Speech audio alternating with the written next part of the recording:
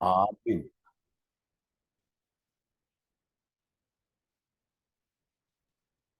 Pembacaan Alkitab yang menjadi dasar renungan kita untuk kita juga percakapkan dalam penggalian isinya adalah dari 1 Petrus pasal 5 sesuai sabda bina umat. 1 Petrus pasal 5 pembacaannya digabung pagi dan malam. Itu berarti ayat 1 sampai ayat 14. Demikian bunyinya.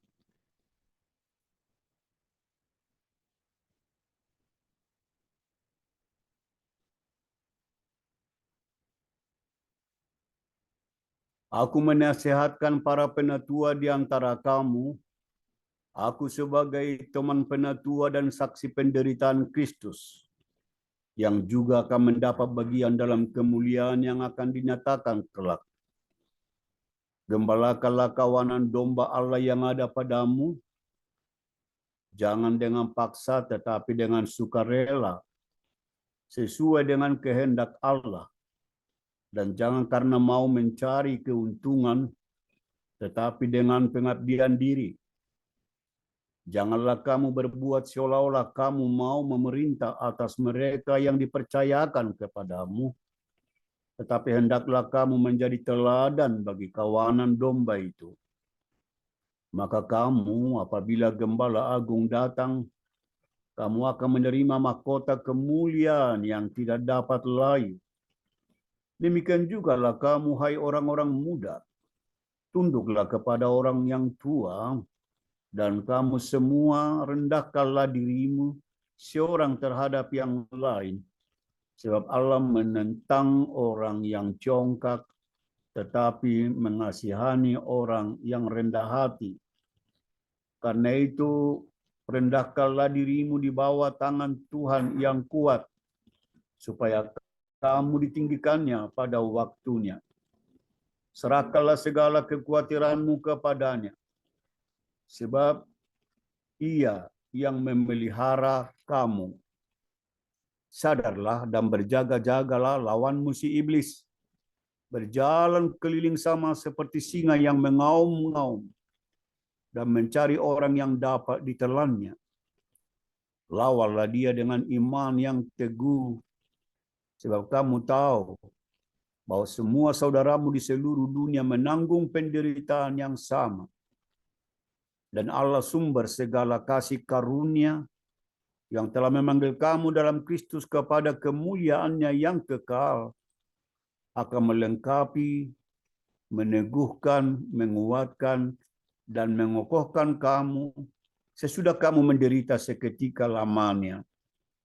Ialah yang punya kuasa sampai selama-lamanya. Amin.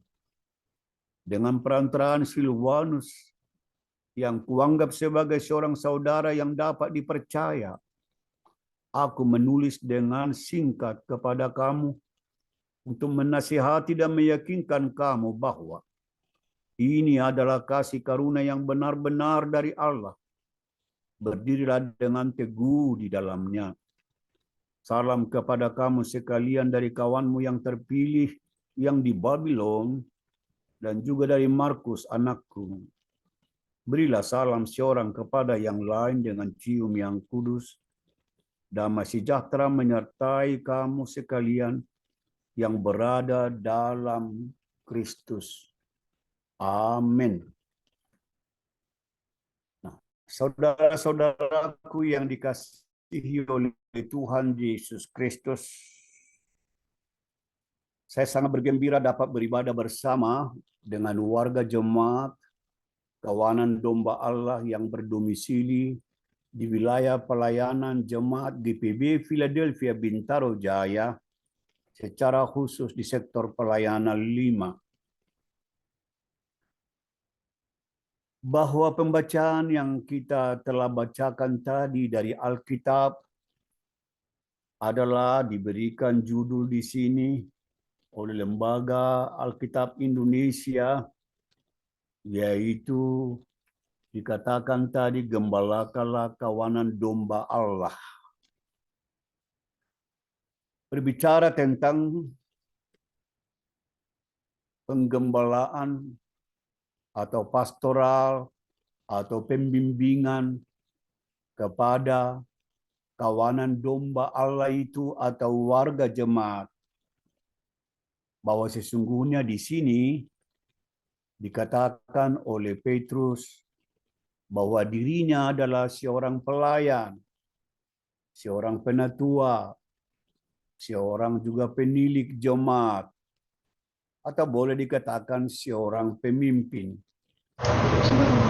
Kalau dia adalah seorang penatua, dapat kita bandingkan misalnya di GPIB, ada jabatan pendeta sebagai pelayan firman dan sakramen. Ada jabatan penatua yang berbicara tentang yaitu tanggung jawab struktural. Ada jabatan diaken, tanggung jawab sosial, diakonal sosial. Bahwa di GPB dibahas masalah kesamaan-kesamaan dan job tanggung jawab khusus dari pejabat-pejabat itu.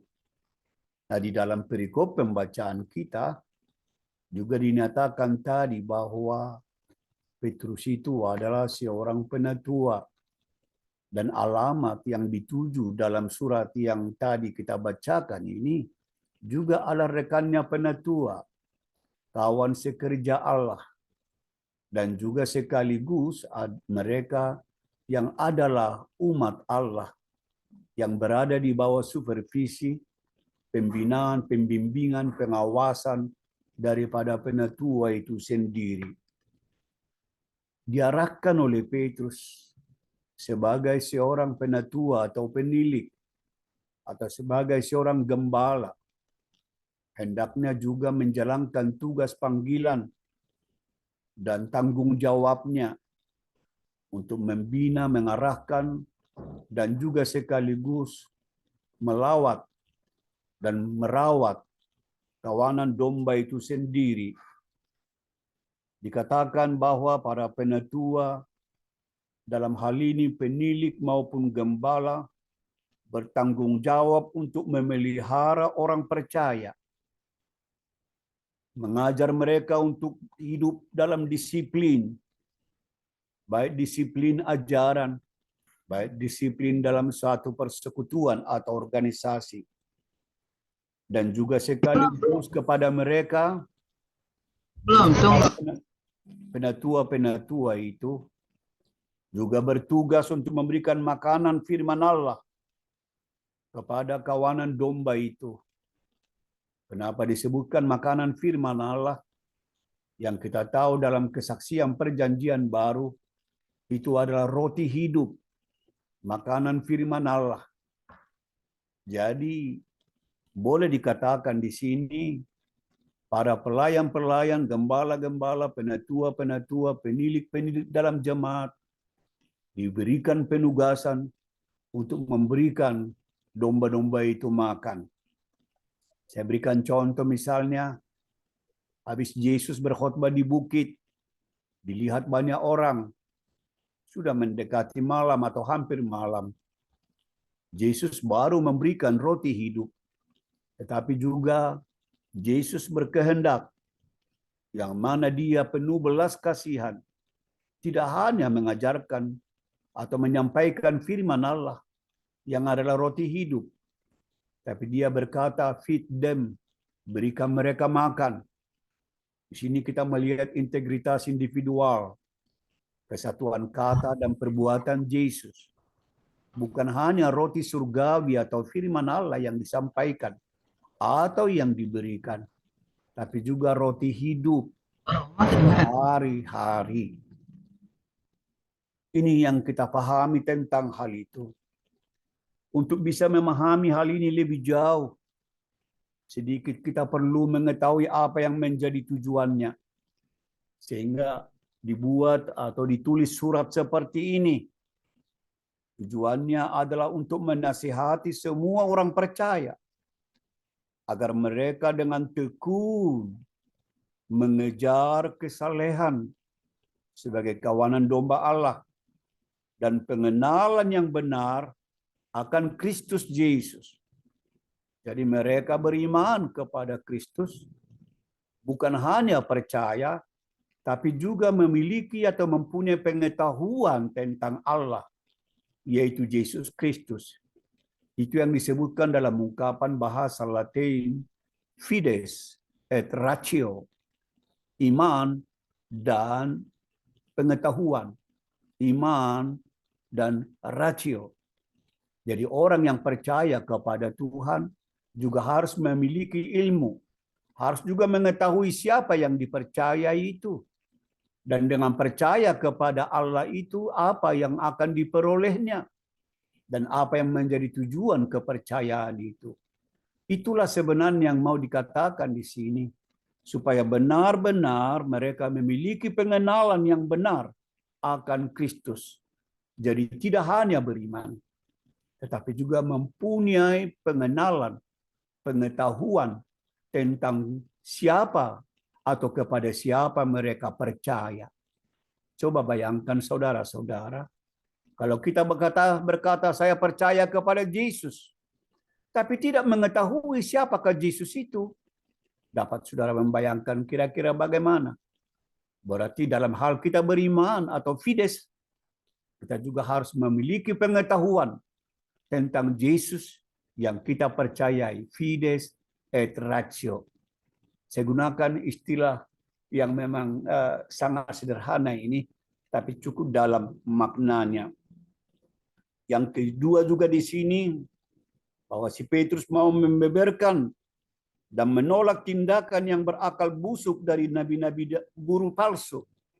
Saat itu ada juga nabi-nabi palsu, ada guru-guru palsu yang menanamkan benih-benih ketidaktulusan dan ketidakjujuran atau benih yang busuk, artinya tidak diajarkan ajaran yang benar, tapi ada manipulasi komunikasi, manipulasi ajaran-ajaran. Jadi yang ada hubungan masalah doktrinal atau ajaran-ajaran atau dogmatik sangat ditekankan oleh si Petrus di sini. Itu sebabnya di dalam pengutusan murid-murid kata Yesus, pergilah kamu ke seluruh muka bumi ini, beritakanlah Injil itu, ajarlah mereka. Coba ajarlah mereka. Yang kita kenal misalnya katekisasi, mengajar mereka. Jadi mereka percaya kepada Kristus. Tapi harus diajar lagi mereka apa itu artinya percaya. Dan mereka yang percaya diutus. Kalau demikian itu perlu diajar lagi mereka bagaimana mereka menjalankan pengutusan itu. Dan apa jaminan dalam pelaksanaan penugasan itu atau pengutusan itu. Dikatakan Yesus, aku menyertai kamu sampai kesudahan akhir zaman. Apa itu kesudahan akhir zaman? Juga harus diajarkan. Itu yang kita pelajari dulu dalam pelajaran katekisasi. Yang kita kemudian juga kembangkan, yaitu bahwa ada katekisasi pranikah dan juga pasca nikah dan seterusnya dan seterusnya. Seperti inilah contohnya betapa pentingnya, yaitu kawanan domba itu mendapat pelayanan, pembinaan, pengarahan, pembimbingan, penggembalaan daripada gembala-gembala atau penilik-penilik atau penatua-penatua. Dari pendeta membina penatua diaken. Lalu pendeta-penatua diaken yang terbina bersama-sama membina kawanan domba atau anggota jemaat. Seperti misalnya yaitu di jemaat Philadelphia. Ada beberapa orang pendeta di sana kan membina para penatua diaken. Sehingga mereka bersama-sama kemudian membina warga jemaat. Sehingga warga jemaat mempunyai pemahaman yang sama tentang doktrin gereja. Yang kita kenal pemahaman iman GPIB. Pemahaman iman GPIB yang terdiri pada 7 pokok. Pokok yang pertama keselamatan. Seluruh warga jemaat wajib mengetahui pemahaman iman GPIB GPB. Itulah doktrin GPB. Itulah teologi GPB. Iman dan ratio. Fides et ratio. Beriman kepada Tuhan. Tapi juga mengetahui apa itu iman. Dan kepada siapa dia beriman. Dan apa impact atau dampak atau efek daripada beriman kepada Allah itu. Dan langkah apa, sikap apa yang harus diambil. Dan juga tindakan-tindakan apa yang tidak dibolehkan. Itu semua sebenarnya yang mau dikatakan Petrus di sini. Kepada penilik-penilik dan juga kepada kawanan domba itu sendiri. Dikatakan lagi supaya warga itu atau kawanan domba itu waspada selalu. Agar tidak terseret. Yaitu ke dalam kesesatan orang-orang yang tidak mengenal hukum Allah itu sendiri. Banyak yaitu hukum-hukum yang diajarkan oleh orang-orang lain pada saat itu. Tapi diluruskan oleh Petrus dan dikatakan waspada kamu. Apakah itu hukum yang benar atau juga tidak benar adanya. Sebab kalau berpegang kepada hukum yang tidak benar atau sifatnya inkonstitusional, maka akan membuat masalah. Itu yang disebutkan membangun rumah di atas pasir.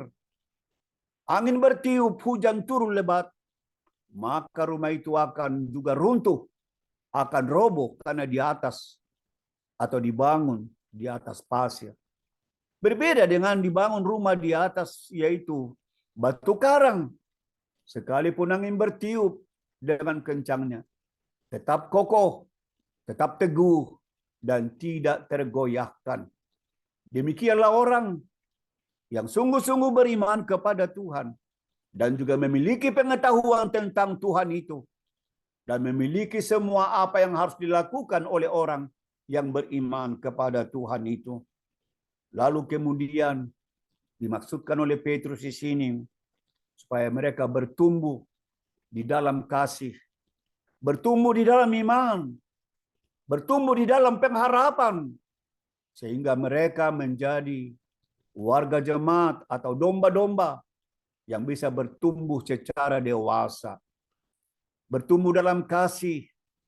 Kasih itu dalam bahasa Latin dikatakan caritas. Itu kasih. Kasih yang tidak mementingkan diri. Kasih yang tidak hanya peduli terhadap diri sendiri. Yang hanya memikirkan diri sendiri. Tapi kasih itu adalah memberi, mengorbankan segala sesuatu untuk orang lain.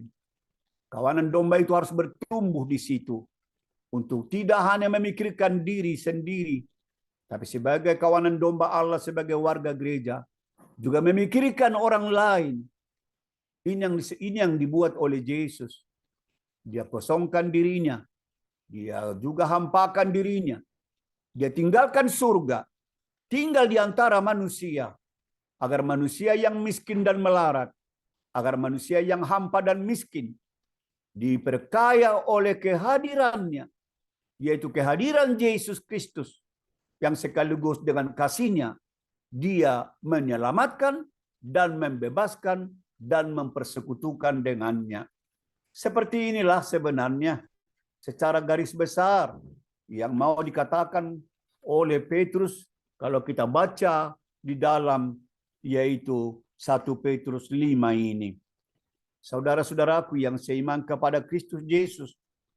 Di sini dikatakan tadi bahwa tugas mereka sebagai yaitu pelayan-pelayan atau pemimpin-pemimpin.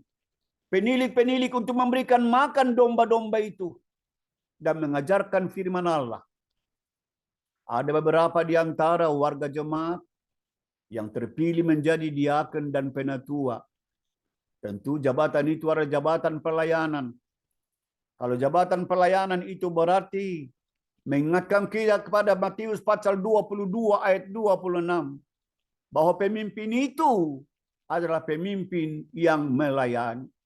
Jadi seorang pemimpin dalam jabatan-jabatan struktural atau jabatan fungsional. Pemimpin di eksekutif, legislatif, judikatif. Pemimpin yaitu badan-badan usaha milik negara atau pemimpin di dalam organisasi politik. Yang disebutkan pemimpin adalah melayani. Kalau seorang pemimpin tidak melayani, dia bukanlah pemimpin yang sejati. Apalagi di gereja, apalagi di jemaat. Ada domba-domba Allah di sana. Pemimpin di jemaat. Kalau peraturan pokok nomor 1 tentang jemaat, majelis jemaat adalah pimpinan GPB di jemaat. Siapakah itu majelis jemaat itu? Pendeta penatua dia akan dalam kebersamaan mereka menjadi pemimpin di dalam jemaat. Berarti mereka pemimpin, berarti mereka juga sekaligus melayani domba-domba itu. Pemimpin sekali lagi menurut Matius 22 ayat 26 adalah pemimpin yang melayani. Pun di dalam organisasi profit pun juga. Siapa yang menjadi pemimpin? Contoh misalnya GM, General Manager, seorang pemimpin. Ada manajer personalia, ada manajer pemasaran, ada manajer itu produksi, ada manajer sumber daya manusia.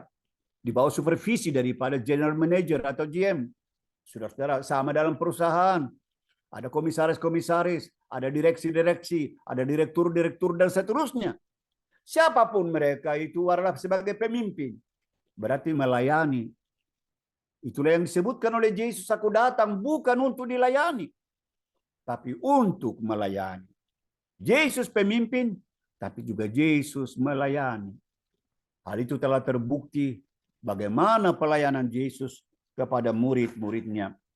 Saudara-saudaraku yang seiman kepada Kristus Yesus, menurut pembacaan kita, bahwa harus mereka ingat bahwa kawanan yang diberikan kepada mereka adalah umat Allah sendiri yang telah dibeli untuk dirinya dengan darah anaknya yang mahal.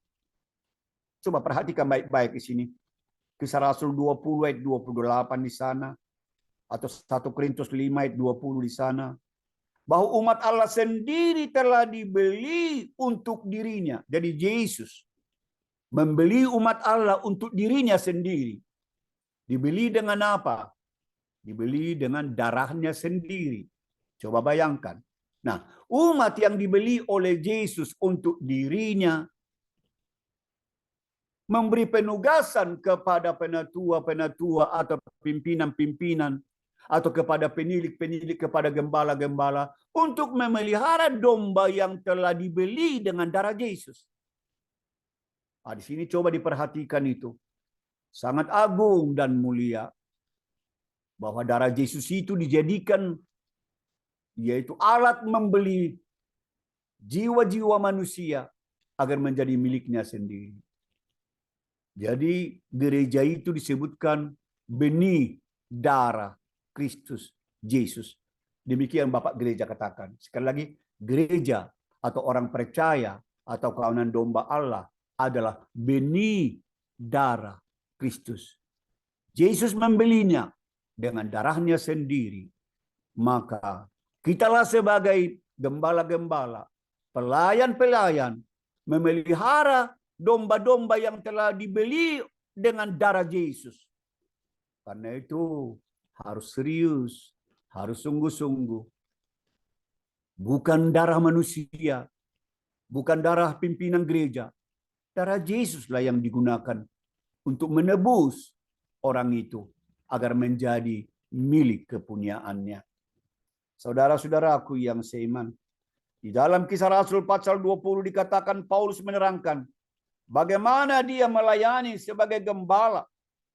Dia telah memberitakan seluruh maksud Allah dengan mengingat dan mengajar orang Kristen yang ada di Efesus secara khusus supaya tetap tekun, supaya tetap setia, bertekun sampai akhir, setia sampai akhir. Kita temukan itu di dalam Alkitab. Aku bersih.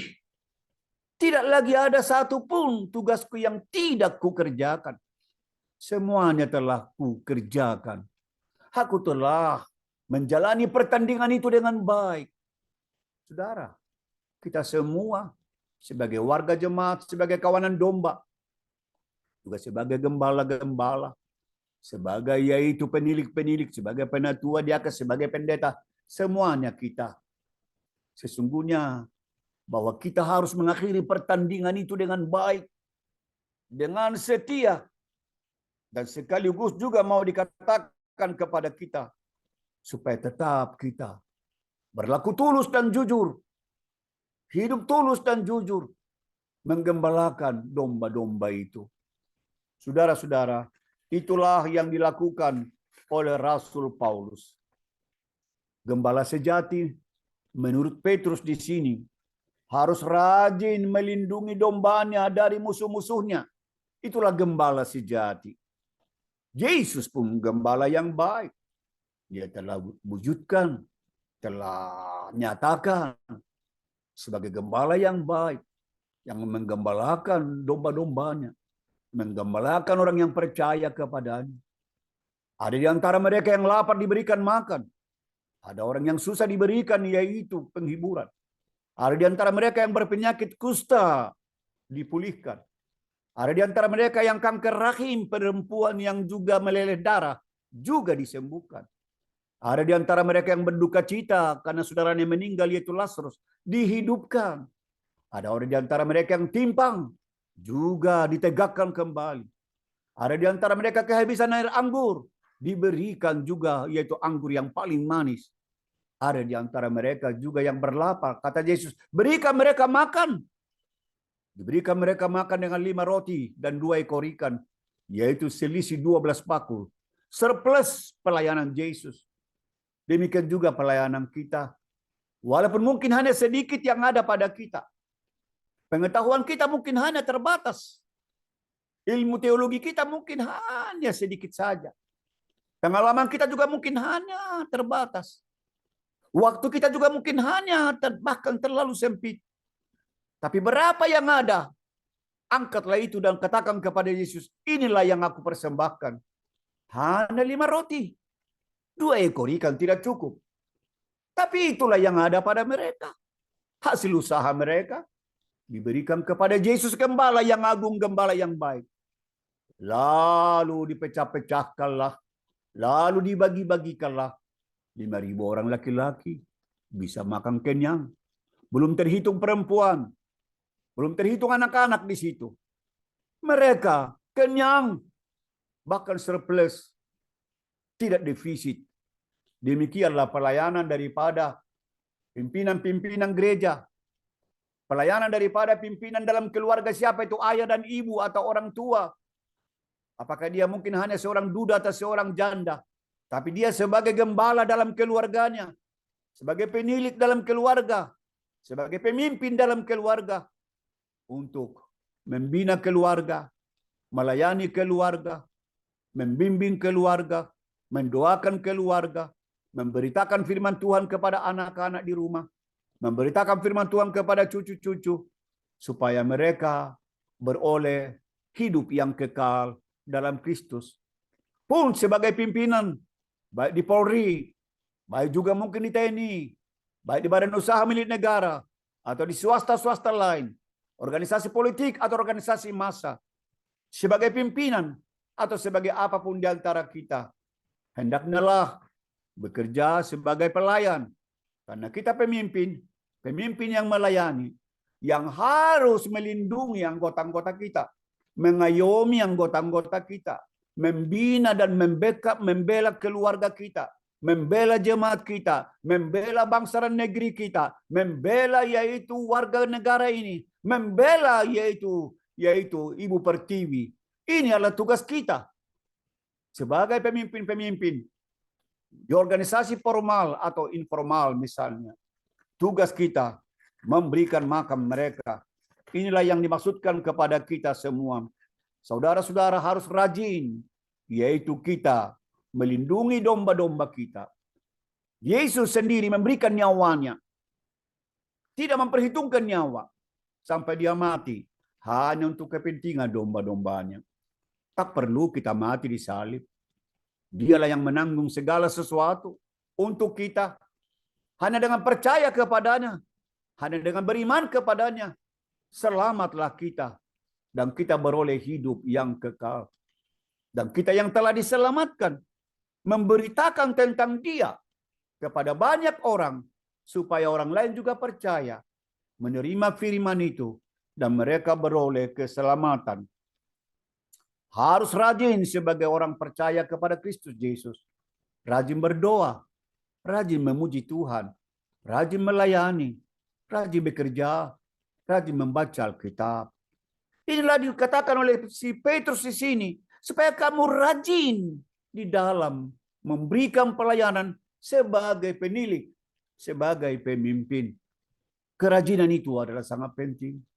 Kadang-kadang kita letih, kadang-kadang waktu kita terbatas, sedangkan harus berkunjung, harus melayani, harus mendoakan. Tetapi itulah panggilan kita. Karena Yesus telah membeli mereka dengan darahnya, maka kita harus hormati, harus kita muliakan Yesus yang telah membeli dengan darahnya sendiri. Itu kawanan domba yang dipercayakan kepada kita. Karena itu setelah kebangkitan Yesus, yaitu Yesus berkata kepada Petrus, "Hai Simon anak Yohanes, apakah engkau mengasihi aku lebih daripada orang-orang ini?" Terjemahan yang lain mengatakan, "Hai Simon anak Yohanes, apakah engkau mengasihi aku lebih daripada pekerjaanmu sebagai nelayan?" Dia menjawab, "Oh Tuhan, engkau tahu aku mengasihi Tuhan. Engkau tahu Tuhan bahwa aku mengasihi Dikau. Tidak ada yang tersembunyi bagimu Tuhan. Semua engkau tahu bahwa aku mengasihi Tuhan." Saudara-saudaraku, tidak ada yang tersembunyi di sini. Hai pemimpin-pemimpin dalam keluarga sebagai ayah, ibu, atau sebagai orang tua. Pemimpin di dalam jemaat, pendeta, penatua, diaken. Pemimpin di PKPK, PHPT, Gerakan Pemuda, PKP, PKB, lansia, pengurus-pengurusnya. Pemimpin-pemimpin yaitu pihak badan auditor, badan pemeriksa keuangan, badan pemeriksa perbendaharaan jemaat. Di komisi-komisi juga pemimpin-pemimpin. Ingatlah bahwa berikan mereka makan. Beri perhatian kepada anggota-anggotamu. Berikan perhatian kepada kawanan domba. Organis, pianis, operator, siapapun di antara kita. Baik pemerintah di lembaga-lembaga eksekutif pun. Pemimpin-pemimpin sebagai lembaga eksekutif. Di legislatif pun, di judikatif pun, lembaga-lembaga yaitu non-kementerian atau juga kementerian. Bahwa Polri juga TNI. Mereka pemimpin yang melayani. Perhatikanlah baru-baru ini. Bagaimana yaitu Polri maupun TNI, darat, laut, dan udara. Mereka sebagai pemimpin, pengayom, pelindung, pembela bangsa dan negara ini. Tidak mengenal lelah mereka. Melindungi negeri ini. Membela negeri ini. Inilah memang yang harus kita lakukan. Saudara-saudaraku yang seiman kepada Kristus Yesus. Sisa berapa menit lagi nih? Sisa berapa menit lagi?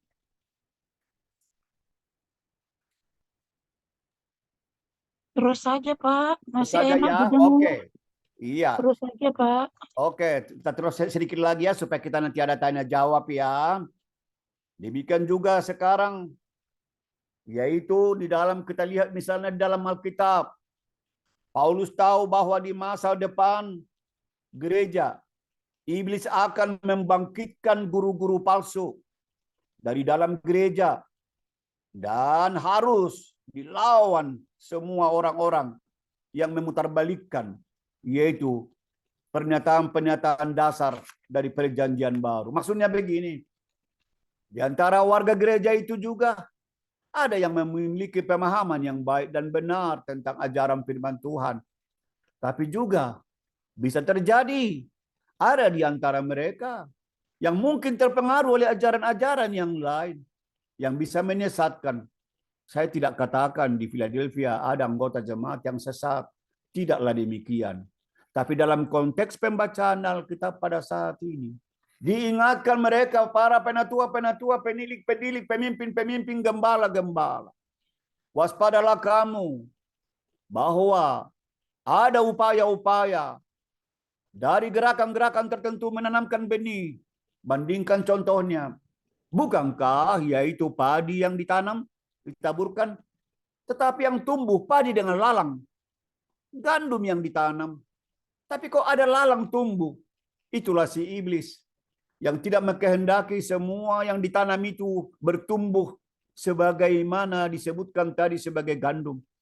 Dia selipkan di sana, dia taburkan di sana lalang.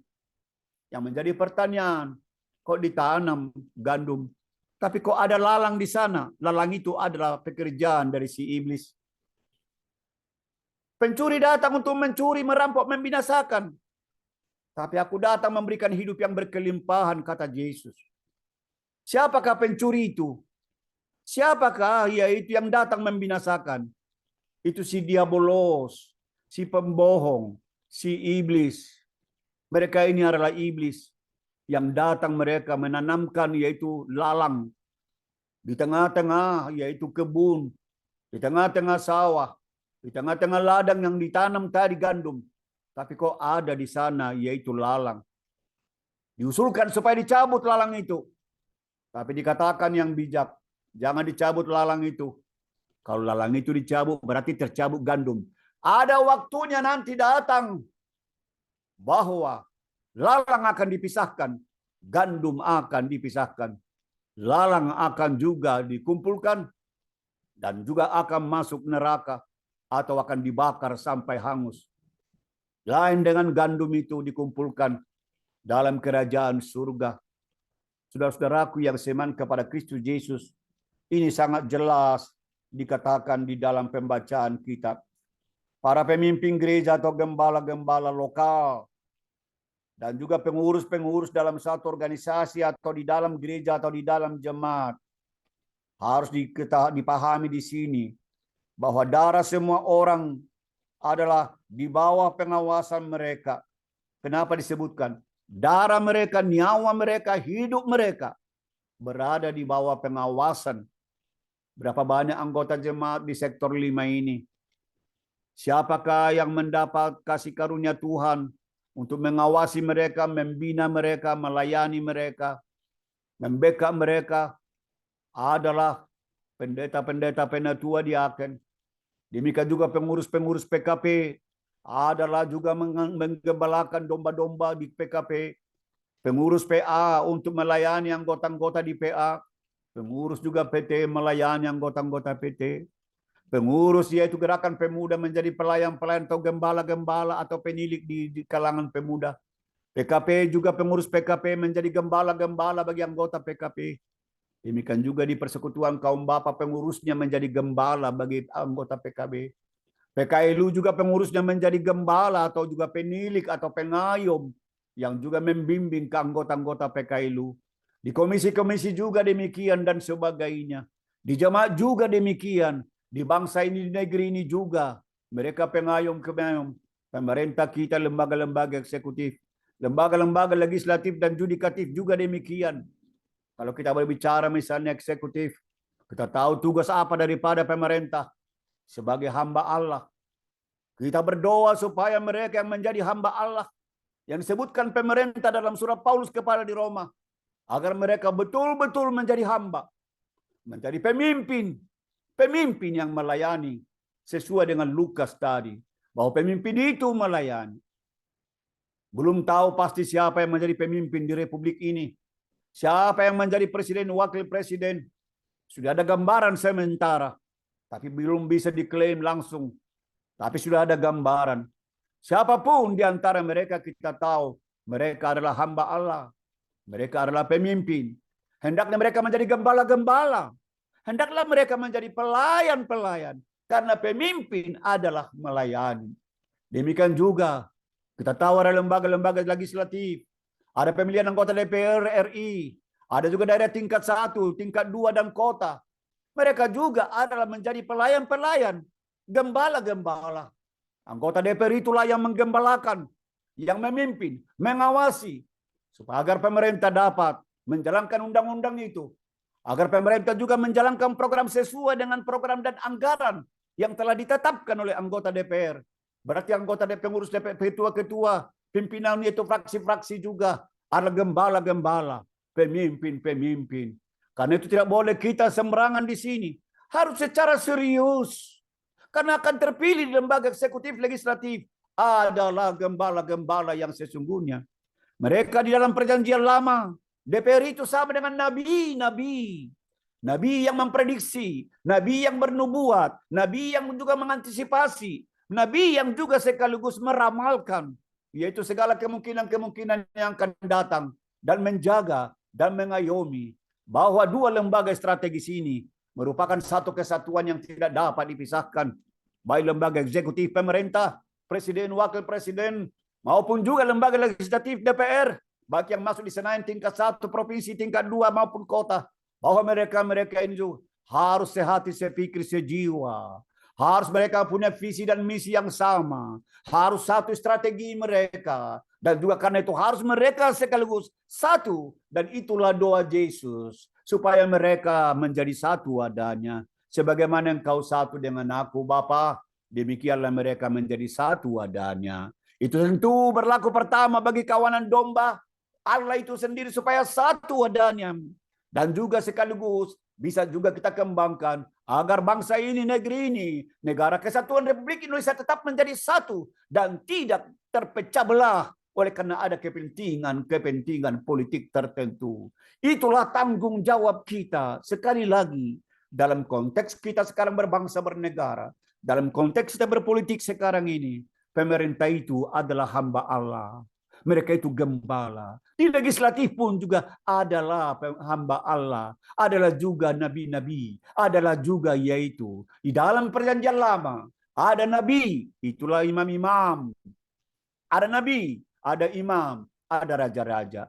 Raja dalam perjanjian lama, itulah pemerintah. Nabi-nabi dalam perjanjian lama adalah yaitu lembaga legislatif. Dan juga imam-imam, iaitulah kita jemaat yang mendoakan bangsa dan negara ini.